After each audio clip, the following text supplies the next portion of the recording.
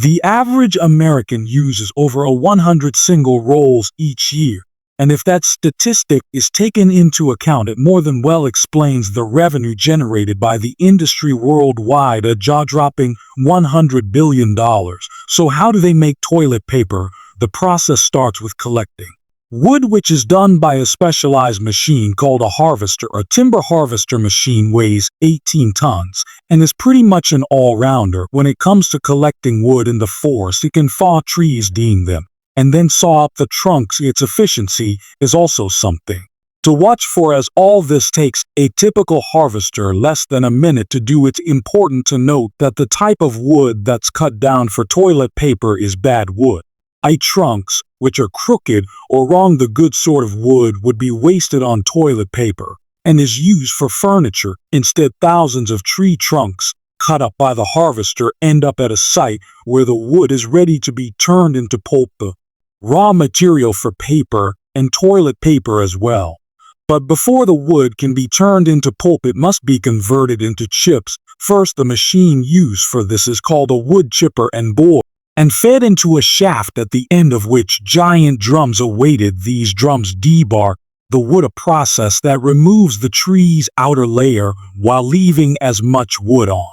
The protects any stray nails or screws that might have ended up in a particular batch. It's important to remove these as they can damage machinery. Further down the production process, giant rotating knives reduce the wood, travel down a conveyor belt into giant stockpiles.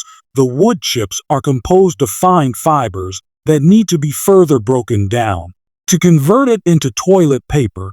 This is done chemically in large industrial tanks called decomposers, which cook the wood chips until it's converted into pulp. During the cooking, which can last up to 3 hours, most of the moisture in the wood is evaporated. Wood chips contain about 50% moisture. The mixture is then reduced to about 25 tons of cellulose fibers. Lignin, which binds the wood fibers together, is separated from the junk through the use of near-infrared sensors.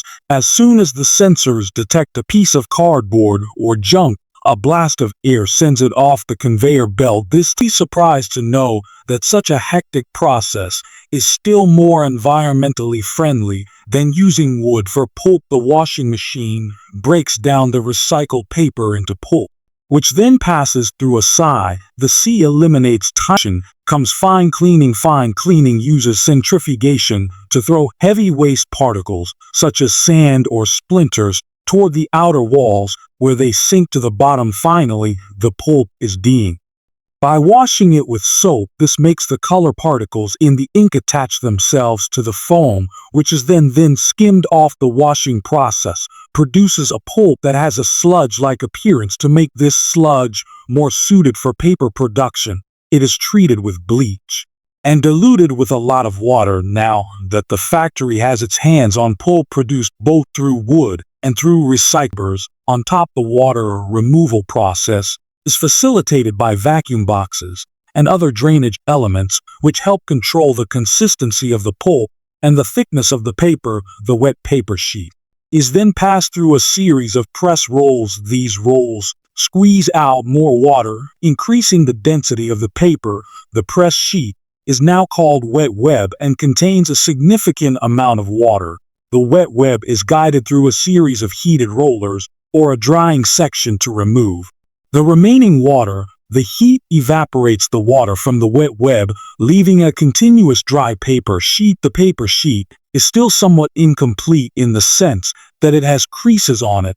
These are removed with the help of ironing rollers incorporated into the paper machine. This long-winded process surprisingly takes only 7 seconds in real time. That's how fast the standard toilet roll sizes or household towel rolls. Paper companies often maintain their own tree stands in order to ensure the quality of the paper they manufacture.